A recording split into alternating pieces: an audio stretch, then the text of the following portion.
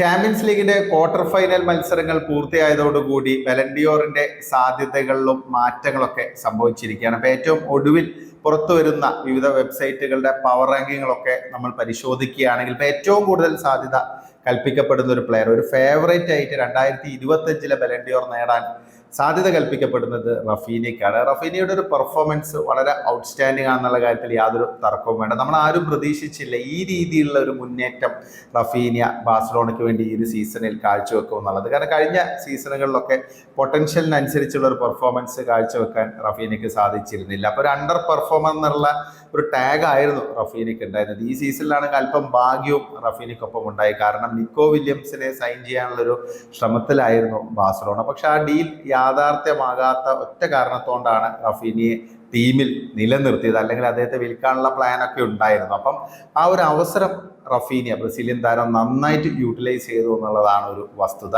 ഹാൻസി Flick നൽകിയ പുതിയ coach Hansi Flick നൽകിയ ആ ഒരു കോൺഫിഡൻസ് യൂട്ടിലൈസ് ചെയ്താണ് ഇത്രയും മികച്ച പെർഫോമൻസ് റഫീനി ഈ ഒരു സീസണിൽ പുറത്തെടുത്തിരിക്കുന്നത്. റഫീനിയുടെ ഒരു മുന്നേറ്റം, അതായത് മുന്നേറ്റ നിരയിലെ ഒരു മുന്നേറ്റം എല്ലാവരെയും അത്ഭുതപ്പെടുത്തുന്നതാണ്. അത്രയ്ക്കും ആധികാരികമായി കൺസിസ്റ്റൻസിയോടെ കളിക്കുന്ന ഒരു റഫീന, അതാണ് ഈ സീസണിൽ നമുക്ക് കാണാൻ സാധിച്ചത്.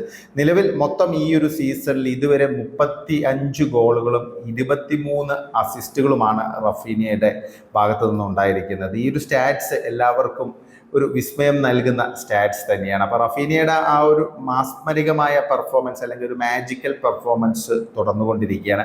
അത് മാത്രമല്ല ബാഴ്സലോണയാണെങ്കിൽ ഇപ്പം ഒരു പോൾ പൊസിഷനിലാണ്, ചാമ്പ്യൻസ് ലീഗിന്റെ സെമിയിൽ എത്തിയിരിക്കുന്നു. അതുകൂടാതെ ലാലിഗയിൽ ഇപ്പോൾ പോയിന്റ് ടേബിളിൽ 1-ാം സ്ഥാനത്ത് നിൽക്കുന്നു. കിരീട സാധ്യതയിൽ മുന്നിൽ നിൽക്കുന്ന ഒരു ടീം തന്നെയാണ് ബാഴ്സലോണ. അതുകൂടാതെ കോപ്പ ഡെൽ റേയുടെ ഫൈനൽ കളിക്കാനിരിക്കുന്നു. അപ്പോൾ ഒരു ട്രിബിളൊക്കെ ബാഴ്സലോണയ്ക്ക് ലഭിക്കുകയാണെങ്കിൽ ഈ ഒരു സ്റ്റാറ്റ്സ് വെച്ചിട്ട് റഫീനയ്ക്ക് 2025 ബലൻഡിയോർ നേടാൻ വലിയ സാധ്യതയുണ്ടെന്നുള്ള കാര്യത്തിൽ തർക്കം വേണ്ട. റഫീന കഴിഞ്ഞാൽ പിന്നെ കേൾക്കുന്ന പേര്, ഇപ്പൊ ഏറ്റവും ഒടുവിൽ വലിയ സാധ്യത കൽപ്പിക്കപ്പെടുന്ന ഒരു താരം എന്ന് പറയുന്നത് ഡെംബലെയാണ്.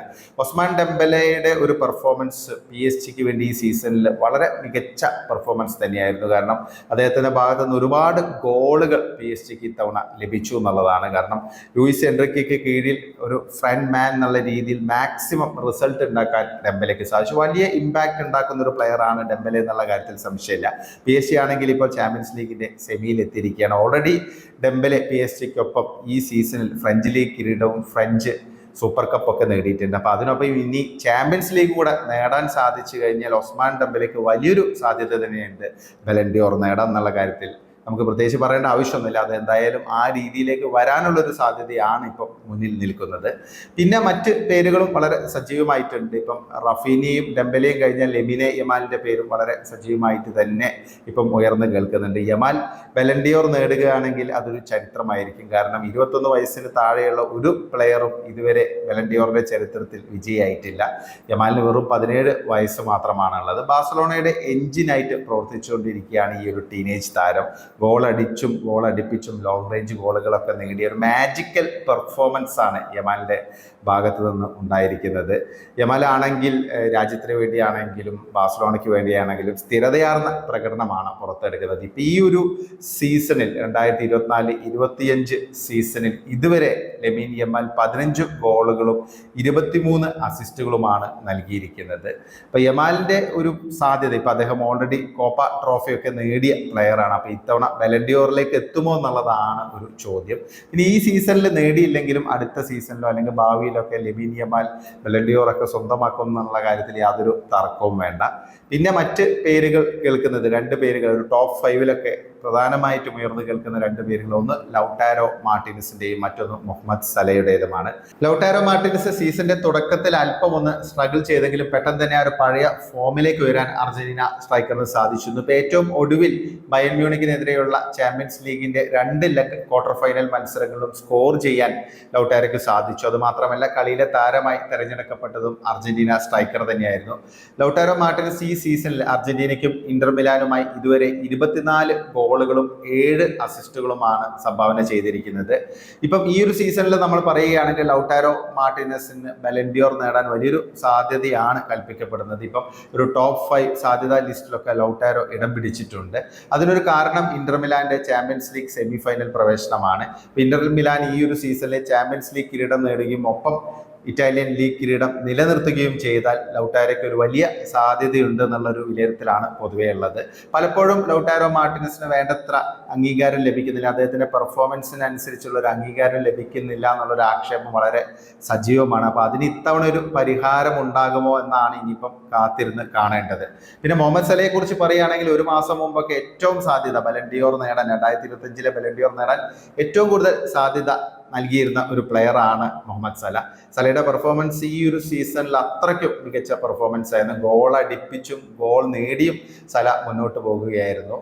പ്രീമിയർ ലീഗിലൊക്കെ ഒരു മാസ്മരികമായ ഒരു ഡ്രീം റണ്ണാണ് സല നടത്തിയിരുന്നത്. പക്ഷേ ചാമ്പ്യൻസ് ലീഗിന്റെ പ്രീ ക്വാർട്ടറിൽ PSG തോറ്റ് ലിവർപൂൾ പുറത്തു പോയത് സലയുടെ സാധ്യതകളെ നല്ല രീതിയിൽ ബാധിച്ചിട്ടുണ്ട്.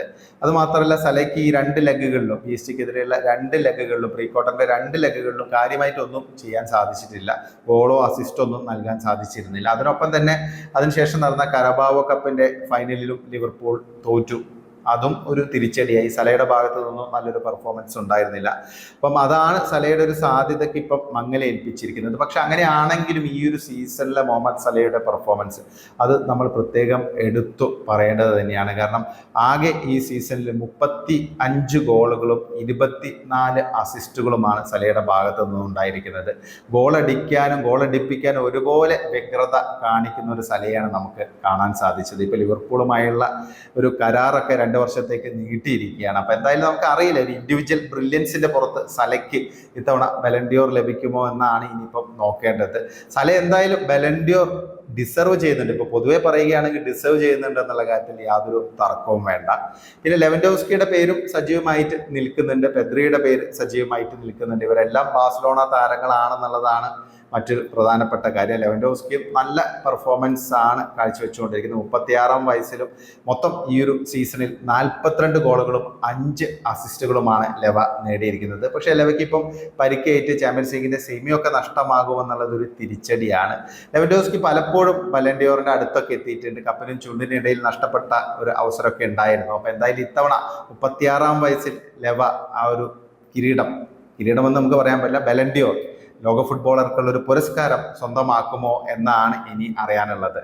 പിന്നെയും പല പ്ലേയേഴ്സിൻ്റെയൊക്കെ പേരുകൾ ഇങ്ങനെ ഉയർന്ന് കേൾക്കുന്നുണ്ട്. പക്ഷെ ഇപ്പൊ ഹാരി കെയിൻ്റെയൊക്കെ ആ ഒരു സാധ്യത ഇല്ലാതായി ബയൺ മ്യൂണിക്ക് പുറത്തായതോടെ. അത് മാത്രമല്ല റയൽ മാഡ്രിഡിന്റെ താരങ്ങളെ എംബാപ്പെ, വിനീഷ്യസ്, പിന്നെ ബെലിംഗം, ഇവരുടെ സാധ്യതകൾ ഏതാണ്ട് അസ്തമിച്ചിരിക്കുക. റയൽ മാഡ്രിഡ് മുന്നോട്ട് പോവുകയാണെങ്കിൽ ഇവരും ഒരു ടോപ്പ് 10 ലിസ്റ്റിലൊക്കെ വളരെ സജീവമായിട്ട് നിന്നിരുന്ന പ്ലേയേഴ്സാണ്. അപ്പം ഇവരുടെയൊക്കെ ഒരു സാധ്യത ഇപ്പം ഏറ്റവും ഒടുവിൽ ക്വാർട്ടർ ഫൈനലിന്റെ റിസൾട്ട് പ്രകാരം മാറിയിരിക്കുകയാണ്. എന്തായാലും നമുക്കൊന്നും പറയാൻ പറ്റില്ല, വോട്ടിംഗ് ആണ്. ബലൻഡിയോർ പലപ്പോഴും സർപ്രൈസസ് ഒക്കെ ഉണ്ടാക്കാറുണ്ട്. അപ്പൊ ഇത്തവണ ആര് ബലൻഡിയോർ നേടാനാണ് കൂടുതൽ സാധ്യത? നിങ്ങളുടെ ഒരു അഭിപ്രായത്തിൽ നിലവിലെ ഒരു സാഹചര്യം വെച്ച് നോക്കുമ്പോൾ റഫീനയ്ക്ക് തന്നെയാണോ മുൻതൂക്കം? നിങ്ങളുടെ അഭിപ്രായങ്ങൾ കമന്റായി രേഖപ്പെടുത്തണേ.